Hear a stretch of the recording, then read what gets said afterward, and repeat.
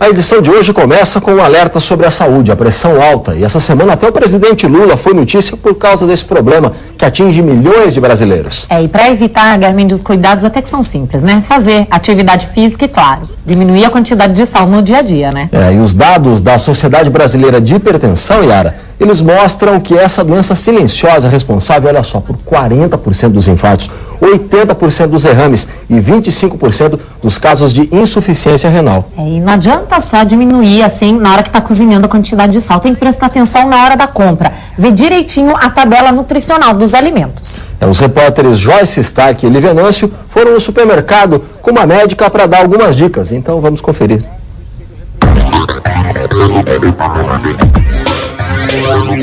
O sal, eu acho que ele dá o sabor. Você pode temperar como você quiser o alimento, né?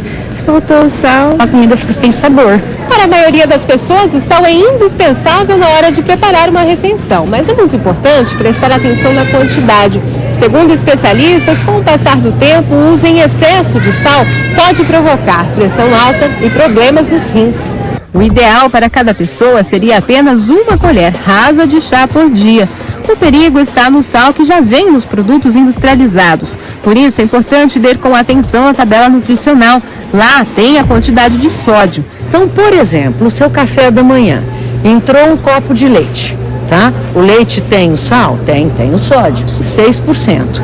Aí você comeu uma fatia de bolo, ou duas, então 12%, 14%. Eu não comi o bolo, mas eu comi o pão. Então, veio 6 a 10% da sua necessidade. Então, só no seu café da manhã, você já pode estar gastando 30% do seu sal do dia. O prático macarrão instantâneo vem com quase 60%.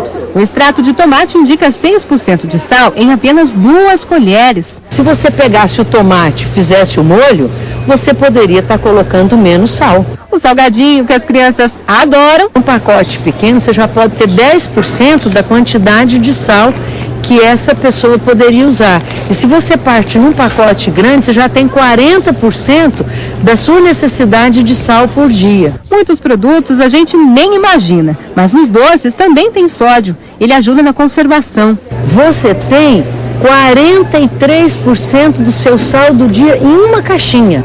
Nós não estamos nem falando do açúcar que tem aqui dentro. Nós estamos falando só do sal.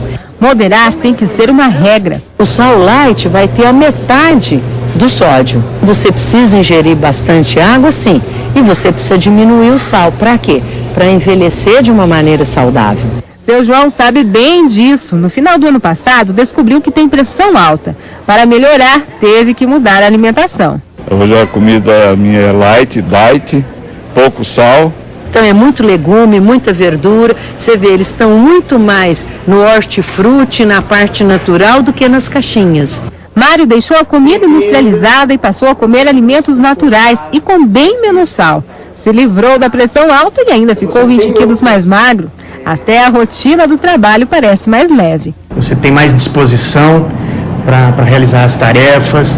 Você tem mais disposição para sair com a família, para fazer atividades.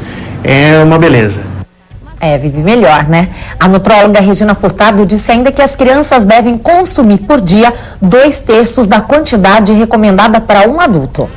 E para quem está preocupado em como temperar a comida, Yara, a dica é abusar da cebola, alho, limão e das ervas. E não é só a quantidade de sal, Garmendia, que faz mal à saúde. O açúcar também pode provocar vários problemas, pode ser um vilão mesmo. Yara, e uma pesquisa da Organização Mundial de Saúde mostrou que 1/3 dos adultos e 70% dos adolescentes comem bem mais açúcar do que deveriam.